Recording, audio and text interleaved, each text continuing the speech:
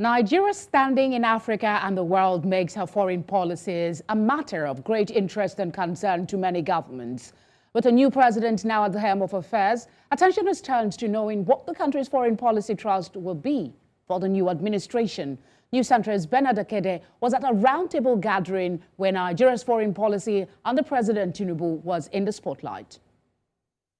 With Nigeria's new political dispensation still less than 2 months old, conversations are continuously ongoing about changes and innovations that the country's new government should adopt.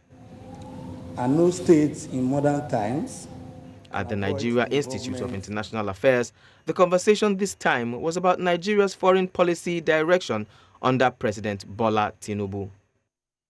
So this conference basically is to say, this is where we are. Can we have a forward-looking agenda? Can we set an agenda for foreign policy for the president? So essentially, this is the conference, the roundtable on the foreign policy of Nigeria in the Tinubu era. As Africa's most populous nation and largest economy, it is no surprise that the conversations around Nigeria's foreign policy would attract the attention of sundry countries. And at this conference, representatives of some of those countries spoke on the subject. I will think the most recent thing, is that Nigeria has been invited as a partner country in G20, which is under the presidency of India.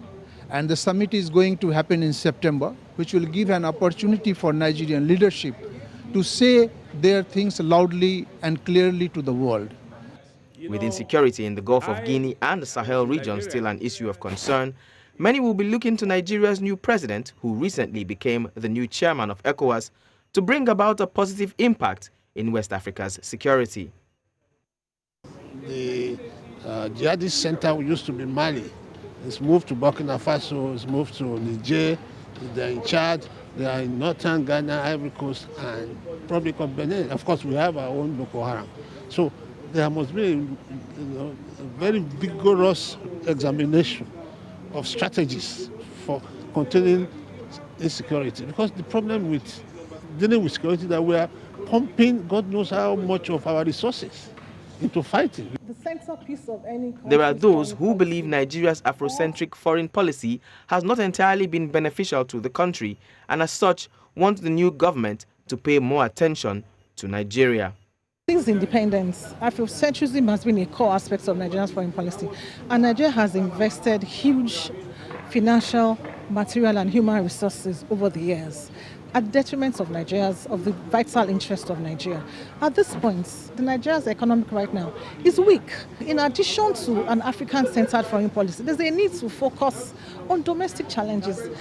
Whatever policies Nigeria's new administration decides to focus on, the expectation is that it would be one that would positively impact the country's social, political, and economic development.